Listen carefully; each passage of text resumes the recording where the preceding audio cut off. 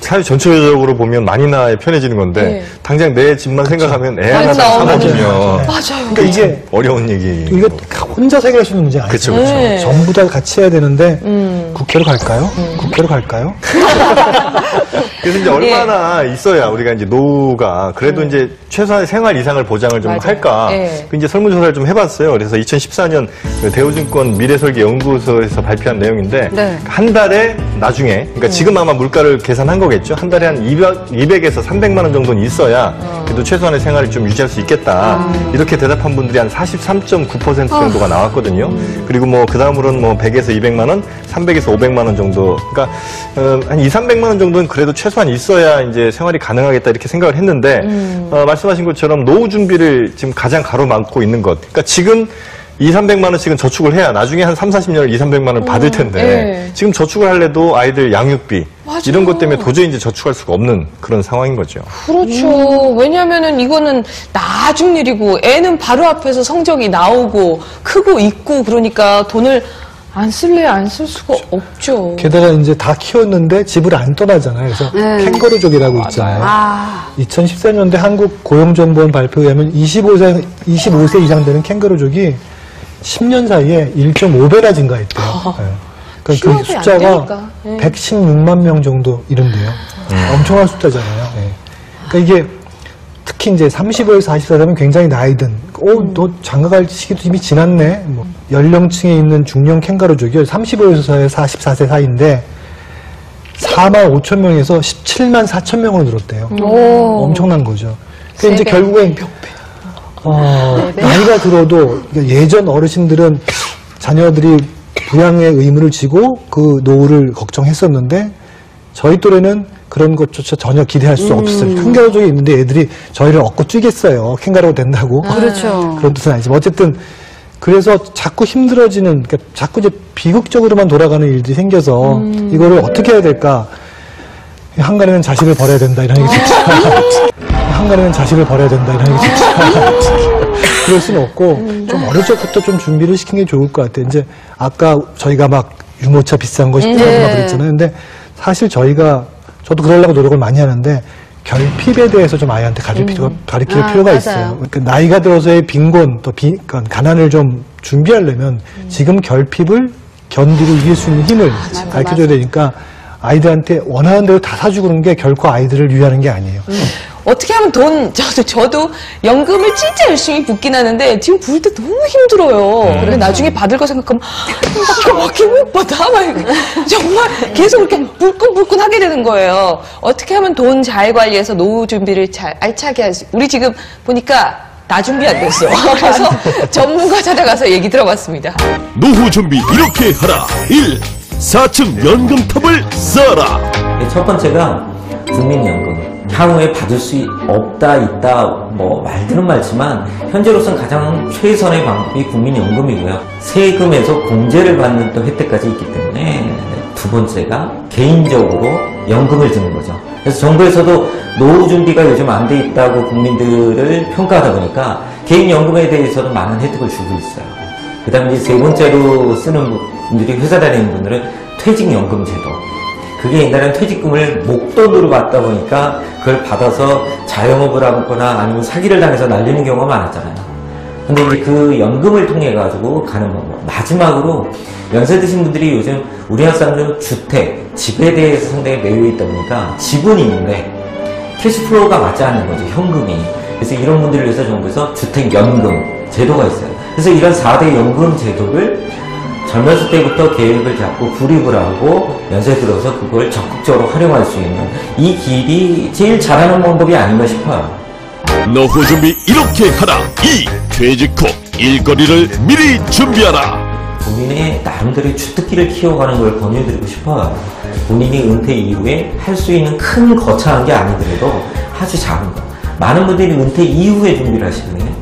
근데 그거보다는 젊었을 때 수입이 있을 때 그런 부분에 투자를 해나가면서 배워나가는 거. 그래서 본인만의 주특기 이런 거가 하나 정도는 있어야지만 노후에 외롭지도 않고 시간에 대한 낭비도 없고 또한 작더라도 일정한 수입이 생길 수 있는 길이 아닌가 싶죠.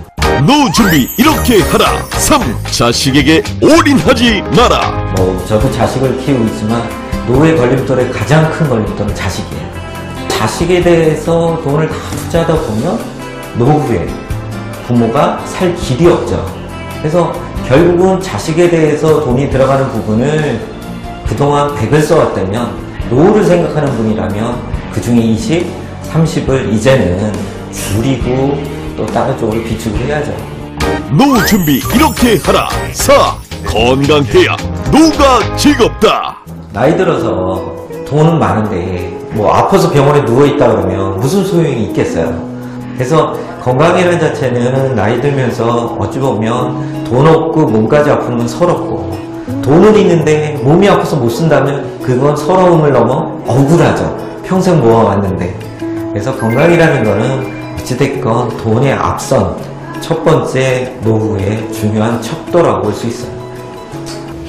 연금탑을. 근데 저는 맨 마지막에 와닿기는 해요. 너무 교과서적인 얘기지만 건강하면 노후가 즐거워진다. 왜냐면 저희 어머님도 그러실 거예요. 다들 하면 아이고 나이 드니까 배운 사람이나 안 배운 사람이나 뭐 돈 똑같아. 많은 사람이나 아닌 거나 건강한 사람이 최고더라 이것처럼. 네, 그렇죠. 이게 건강이 기본인 최고. 것 같아요. 그렇죠? 아니, 네. 그냥 뭐 노후에 뭐 큰 대책이나 그냥 건강만 하면 그것만 있으면 돈이 만큼 해놨는데 건강하지 않으면 여행도 못 가시더라고요. 저는 이 중에서 이제 와닿는 게 자녀에게 올인하지 마라. 그래요, 맞아요. 이게 뭐냐면 아이들의 삶을 우리가 책임질 수 없는데 올인해서 뭐가 더 좋아질 수 있겠어요. 특히 노후 대책에 있어서는 조금이라도 좋으니까 경제학자는 아니지만 뭐 복리의 마술 뭐 이런 거 있잖아요. 그러니까 일찍 시작해서 아이가 생기더라도 조금 모으는 게 얘 다 키운 다음에 많이 모으는 것보다 훨씬 효율적이라는 거거든요. 이건 제 남편이 진짜 잘해요. 아이 뭐 사주고 싶으면 자기가 사줄 사람 하지 마. 좀 부족한 듯 해야 돼. 하지 마. 뭐 올인하려고 그래. 그러니까 지금부터 저축을 하고 있거든요. 아이들이 용돈을 받아서 저축하는 걸 지금 실천하고 있거든요. 정영진 씨랑 결혼하셨어요? 여보 거기 앉아 있었어? 왜 이렇게 돈 많이 써? 미안해. 알았어. 아끼라고. 그래 행복. 오케이. 그새 받아쳐서 역할 좀 할 줄이야. 예. 꽁트 하나 해야 되겠어요. 그러니까요. 자, 엄마들이 괴로운 이유. 지금 이 자녀가 이만큼 나온 이유가 있었어요. 원이 큰 게. 지금 자녀랑 다 연관이 되는 얘기들이 나오거든요. 자, 다음 키워드를 먼저 한번 보겠습니다. 뭐 때문에 괴로운지? 엄마는 괴로워. 그 네 번째 고민은 다음 생에도 이 남자와 다음 생에 이렇게 계속 마지막에 스타처럼 나타날 거예요. 남편도 할 거예요, 자꾸만? 자꾸 우리 남편 자꾸 언급할 거예요? 기승전 남편. 기승전결이 아니라 기승전 야, 남편. 다음 생에도 이 남자와 뭘 물어요. 뒤에 나오는 거 당연히 남편이지. 이시연 씨가 처음에 얘기했던 엄마로서도 괴롭고 여자로서도 괴로운 게 남편도 있다라고 얘기를 하셨는데 이게 맞나요? 같이 사는 집 최근에 그 남자 때문에 조금 살짝 괴로웠던 적 있나요? 아, 근데 사실 저는 이제 착하잖아요. 그렇죠.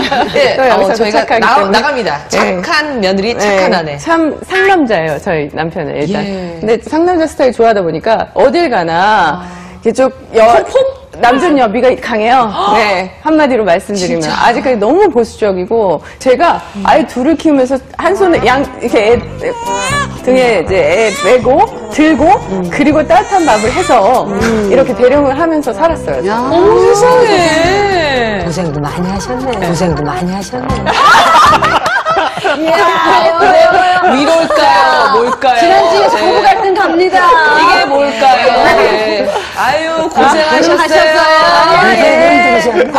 난 몰랐네요. 뭐 이러면서. 아, 참, 오늘도 저 어머님 나와 계시고. 어머니 옆에 계세요. 아, 제가 깜빡했어요. 너무 옛날 얘기를 하다 보니까. 1분만 빨랐으면 1분만 빨랐으면 그런 거 안 걸리지. 이제 어머니 말씀 못 들으셨어요? 1분만 빨리. 조금만 빨랐으면 그런 거 안 걸리지. 아드님이 잘못된 게 아니라 느린 이시은 씨가. 맞아요. 제가 정말 늦어서, 그쵸, 어머니? 근데 그건 좀. 근데 대화 많이 하는 편이시죠? 아니다. 네. 상남자 요즘엔 많이 하시는 거예요? 아니면 예전에도 대화 요즘에요. 요즘에 그렇죠. 많이 하는 거죠. 예전에는 자녀들 얼굴도 키웠으니까. 못 봤어요, 정말. 애들이 울잖아요, 밤에. 그러면 막 달래야 돼요. 두 명을 동시에. 한 명이 쌍둥이가 깨면. 똑같아요. 한 명이 깨면 꼭 깨잖아요. 근데 막 달래면 저희 신랑이 뭐라 그랬냐면, 야, 나 내일 출근해야 되는데, 좀 나가서 제발. 카메라 더 있으면 어머니 그건 좀 잘못됐죠, 그쵸? 그래. 아까 전에 이시은 씨가 얘기한 거에 저희 지금 둘이 빵 터진 게 보통 결혼은 헤어지기 싫어서 얼굴을 계속 보고 싶어서 결혼하는데 결혼하고 얼굴도 못 봐대잖아요. 애만 메고 있고 지금. 그러니까 대화 얼굴을 못 보는데 무슨 대화를 하겠어요. 그래서 보통 이제 얼마나 해요? 배우자와 이제 하루 평균 대화 시간이 얼마나 되는지 그걸 좀 조사한 게 있는데 한 결혼정보업체에서 좀 했는데 30분 이상 1시간 미만이 가장 많았습니다. 30분에서 1시간 정도가 51.3%가 됐고요. 그다음으로 10분 이상 30분 미만이 그다음으로 많았거든요.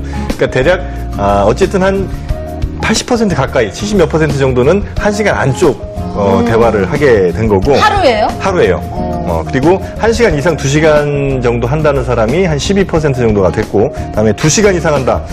좀 길죠? 이런 분들은 6.2% 이 정도 비율로 나왔습니다. 상담하시나 봐요.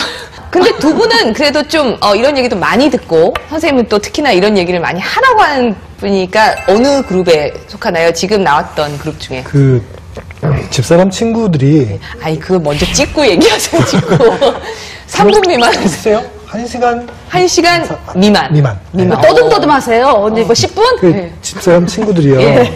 집사람한테 너 남편이 정신과 의사라서 참 좋겠다. 맨날 얘기 들어줄 거 아니야. 그러는데 제 집사람이 뭐라 그러냐면 퇴근하면 똑같아. 보통 남자. 퇴근하면 똑같아. 그럼 제가 옆에 있다 그 얘기하거든요.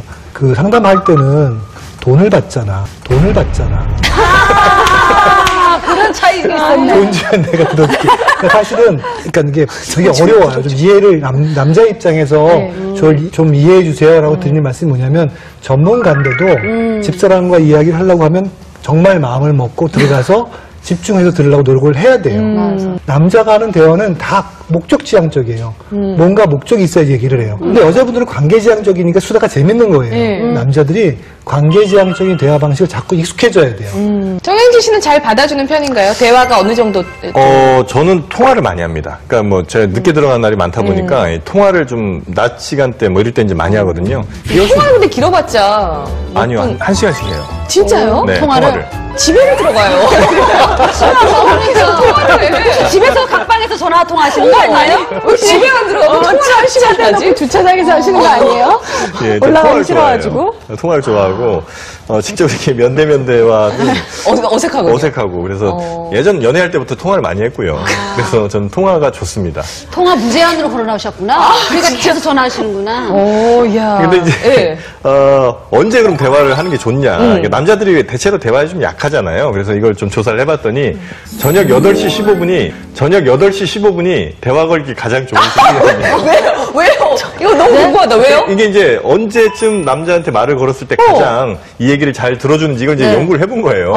그랬더니 저녁 8시 15분쯤. 저녁 8시 15분에 남자들 뉴스 볼 시간이 아니에요? 뉴스 볼 시간? 뭔지 뉴스 하이라이트 뉴스는 좀 끝나고 그때쯤 이제 되는 시간이니까 그때쯤 얘기를 해주시면 좋고 대신 피하셔야 될 시간은 그러니까 야구 경기나 축구 경기 있을 때 그때는 안 돼요. 그때 말 걸면 그건 뭐 거의 100% 실패다. 실패죠. 그러니까 그럴 때 피하고 저녁 8시 15분쯤. 그러니까 저녁 알람 맞춰놔야겠는데. 드실 때쯤 8시. 이제 이게 우리가 다 방송을 보신 분들은 알게 됐기 때문에 8시 15분에 남편은 없을 거예요. 8시면 이러고 이제 어딜 들어가거나 뭐 사러 가거나 전화기 꺼져 있을걸요? 그러니까 자 우리 엄마는 괴로워 사실 처음에 이제 자녀 얘기로 시작했는데 역시 대미는 남편이 장식을 하게 되네요. 골 아파요. 우리가 끝났으니까. 엄마들이 괴로운 이유에 대해서 얘기했는데 이시은 씨는 진짜 그냥 살아온 얘기를 하니까 이 모든 사람들이 공감하는 얘기가 설설 나오네요. 그러네요. 네, 네. 맞아요. 제가 처음에 말씀드린 것처럼 여자라서 골 아파요, 정말. 근데 이게 나 혼자만 골 아픈 게 아니라 또도 나도 유시연 씨도 어머니도 그러셨고 다 했기 때문에 그나마 위안 삼아서 이렇게 살아가는 것 같아요. 그러니까 우리는 관계지향적이라고 하니까 사실 그런 맞아. 것들이 같이 서로 위로를 하거든요. 그럼요. 그래서 맞아, 나도.